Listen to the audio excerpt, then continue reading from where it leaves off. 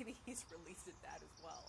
So let's stick with payments, guys, because for the first time, everything from concessions to retail is going cashless at this year's Super Bowl. It's part of the NFL's partnership with Visa. Fans who attend the game can use credit cards or apps. If they do bring cash, there are reverse ATMs throughout that will convert it into gift cards. The NFL told CNBC going cashless was already in the works, but COVID-19 sped up that timeline. Dom, my first thought was, I guess that means the Super Bowl is going to have fans actually there, but sure enough, it's in Tampa. I guess they can be around 20% capacity, so that's 13,000 people. And it's not just that. I mean, so if you're going to go, I thought to myself, how many people are really going to be there? But then you broaden it out thematically speaking. One of the big stats that stands out during this kind of whole presentation of why they're going cashless is how much more people spend when they do it on a card versus shelling out cash. According to Visa and the NFL, it's like 25% more at concessions when they use like some kind of contactless or swipe type payment. People just tend to spend more when it's not shelling out their own cash and counting bills out. It's also one of those reasons why personal finance experts say if you want to control your budgets, use cash, don't use cards, because you can track it better. For me, though, this whole notion of getting more cashless actually is a good thing, because if you can get more of these types of technologies for reverse ATMs, you can start to serve the very underbanked population, not just here in the U.S., but around the world as well. It means everybody can get a card at some point, so they don't have to have that cash around. Yeah, it seems like it was only a matter of time before we all go. Cash, it's free money. Go ahead, Bob. Well, I mean, this is part of a process that's been going on for years. I mean, basically in China, they're already practically cashless. You walk up and, my understanding is you go into Beijing and try to hand somebody cash, they'll look at you like you're crazy at this point. So what does Visa get out of this? First off, they get more revenues, number one. Number two, it seems to me they get really valuable insight into consumer behavior, which I bet you they're going to be sharing with the NFL. The thing that makes me very nervous about this whole thing is just the trend towards exactly them knowing everything about us. Art Cashin, for years, I've been going out with Art for 20 years. He pays cash at every place we've ever been because he doesn't like people knowing exactly what they're doing. That's essentially what he's doing. That's essentially what we're giving up at this point. But nobody seems to be fighting it too much, at least. Rooney, quick last word on this. This is great for Visa. They've been a crusader in sort of getting rid of cash. And if you can get people to physically take cash and put it back into a prepaid debit card, they're going to make more money on these swipes. And like Bob said, the spending data could be huge for the NFL. They want to see what people are doing when they're actually in the stadium. And financial data is a big part of that. Shepard Smith here. Thanks. Kala Yahawah, bahasham, Yahawashi. Double honors to the elders in Israel that rule well. So what you saw just there is a very interesting turn of events, and as they said, they were already trying to do that, but this coronavirus, it sped up the thing for them. So good luck to them with that. All right. So they're removing the cash out of certain sporting ting and ting, effectively, which is ultimately going to culminate in the mark of the beast, which is the RFID microchip. And there's something, I can't say I'm too studied in it, but I've heard mention of and checked out the SoFi Stadium very briefly, and that's got something to do with RFID. Look further into that. But it seems these sporting events, and it's going to be with concerts and everything like that, is really how they're going to get their agenda across, because people want everything to go back to so-called normal, which is really just painful for the hopeful elect and the nation of Israel that knows what's going on. We don't want it to go back to normal. We want we want things to speed up, and we want to get the hell out of here. We want to be tried as gold in a furnace, as gold in a fire, acceptable men in the furnace of adversity. So let's see this. It just reminded me of the Maccabean era, which obviously we're in the season, or coming up to the season, of what's known as Hanukkah in the world, the Feast of Dedication. We'll just read this very, very briefly and see where the Spirit leads us. So 2 Maccabees chapter 4, we'll start verse 13.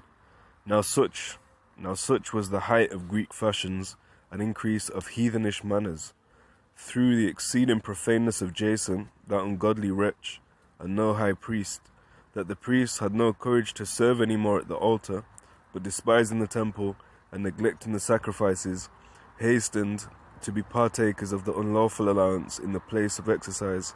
After the game of discus, called them forth, not setting by the honours of their fathers, but liking the glory of the Grecians best of all.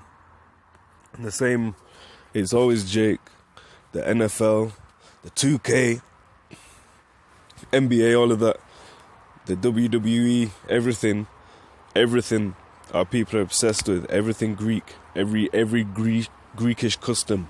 So if they said, "Yo, you're not allowed to bring cash," that's not really gonna put them off. And the guy in the video was like, "Well, right now, if you've got cash, they don't really know what you're doing, but this is the freedom we're giving up," and no one seems to really care. I can't remember how he worded it. I wish I could word it exactly how he did. I'm not trying to put any spin on it, because what he said was the thing that he put forth there was true. That as soon as you've got a card, it's where you were. Then you've got CCTV of the store. You've got what you bought specifically. You've got, if anyone wanted to, that's a perfect thing to start learning about your habits, your lifestyles, where you live about, what you're getting up to. Whereas with cash, that's not a thing. There was also a video cut from a couple months back of the same sort of Babylonian news reporter, and then we're going into how it's great. It was when the Swedes were accepting the mark of the beast. They were taking on the RFID chip for convenience, and they were talking about how they were planning to phase out the cash, or there was talks of phasing out the cash, of that being a good defense against the coronavirus, because it can stay up on a dollar bill and da-da-da-da-da. But if it's really that deep, you don't want people gathering in a sporting facility. So it's a double-minded man, therefore unstable in all his ways. So let's go into the book of 1 Peter chapter 4. See where we can go from here. 1 Peter chapter 4 and 7, it says, "But the end of all things is at hand. Be ye therefore sober and watch unto prayer. And above all things have fervent charity among yourselves, for charity shall cover the multitude of sins. Use hospitality one to another without grudging. As every man hath received the gift, even so minister the same to one another, as good stewards of the manifold grace of Yahawah bahasham Yahawashi. If any man speak, let him speak as the oracles of Yahawah bahasham Yahawashi. If any man minister, let him do it as of the ability which Yahawah giveth, that Yahawah in all things may be glorified through Yahawashi Mashiach, to whom be praise and dominion for ever and ever. Amen." It goes on to say, "Beloved, think it not strange concerning the fiery trial, which is to try you, as though some strange thing happened unto you. But rejoice inasmuch as ye are partakers of Hamashiach or Mashiach's sufferings, that when his glory shall be revealed, ye may be glad also with exceeding joy." And that reminds me of 2 Peter chapter 2, when it talks about if we deny him, he will deny us. Is it let's pull that up.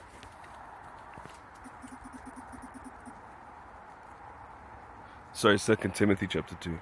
2 Timothy chapter 2, verse 12, it says, "If we suffer, we shall also reign with him. If we deny him, he also will deny us. If we believe not, yet he abideth faithful, he cannot deny himself." But what about the unfaithful? So 2 Ezra chapter 15, verse 4, it says, "For all the unfaithful shall die in their unfaithfulness. Behold, saith Adawan, Ha-Adawan, I will bring plagues upon the world, the sword, famine, death, and destruction." And this is a plague. Coronavirus is a plague, it's a pestilence. However you want to chop it up. The lockdown itself is trying for a lot of people, man. Or the multitude of lockdowns, and them yet to come still. It's on the wrong chapter, Salak. Alright, this is Revelation chapter... chapter 2, we'll start at verse 10. "Fear none of those things which thou shalt suffer. Behold, the devil shall cast some of you into prison, that ye may be tried, and ye shall have tribulation 10 days. Be thou faithful unto death, and I will give thee a crown of life." And it says some of the things which you shall suffer. It doesn't say you might suffer, brother. But again, there's going to be some people that are set up already to, when those days of evil draw near, nothing will touch them. But there's also got to be another set of people within that elect that will have to have their heads chopped off for this. So all of this should be in continual meditation, and we should be thinking about building up on the faith Because you're not going to deliver yourself. You're not going to take up a sword against a man that was blessed with the sword. It doesn't work like that. The sword that we've got is Hebrews 4:12. Hebrews 4:12 reads, let me sneeze. Alright, hold on. Salak. You know when you're in the middle of sneezing, you can't sneeze, but you can't not sneeze. Alright, let's get it. Hebrews 4:12.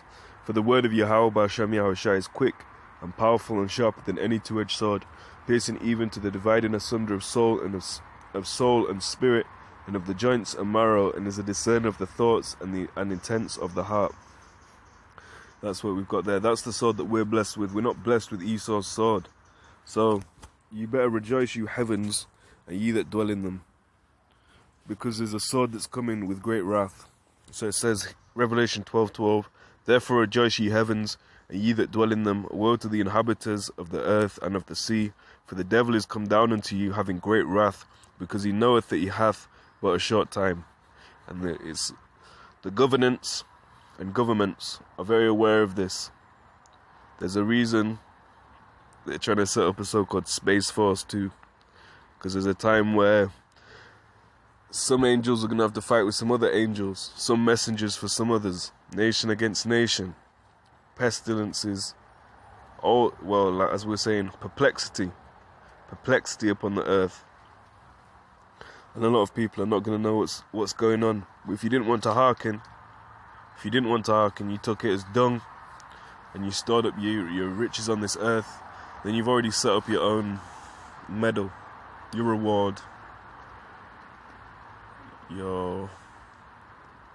reward, and that's how we'll get. Let's not switch topics. So there's going to be a cashless NFL. Great Jake loves Greekish manners. And it's all going to have to get brought together and culminate in the agenda of the Lord. But he's putting it through the servants of the left hand to try the servants of the right hand. To try all them that dwell upon the earth. So this is Revelation. This is Revelation chapter 3, verse 10. I will start out. Now let's read this first. This is Revelation chapter 3, verse 5. He that overcometh, the same shall be clothed in white raiment, and I will not blot out his name from out of the book of life, but I will confess his name before my Father and before his angels. So it's talking, if we deny him, so what would that be? Doing anything against these scriptures would be denying him. Taking that mark of the beast, which is the RFID microchip, would be denying him. That's an idol. The word there is haragma. It goes into a graven image. And that's a perfect way to implement the cashless society. If you can buy on that, you can just boop, boop, boop. That's you paying for 3 different items or whatever. Scanning yourself in. Then you've got the track and trace. Then you don't need cash. Then no one needs to touch anything. They can just scan it. And yeah, like I say, check out that SoFi Stadium. Because there was talk of RFID something or other. They weren't giving out chips. But they're doing something with the technology. So it is the word irked. But anyway, it stirred me up to think, well, that's a perfect way to bring it in. The mass gatherings, well, we can't have cash because of this and this and that. And yeah, I've said what I've said. I'm just rambling at this point, so let's get it. Revelation 3:10. Because thou hast kept the word of my patience, I also will keep thee from the hour of temptation which shall come upon all the world to try them that dwell upon the earth. Behold, I come quickly.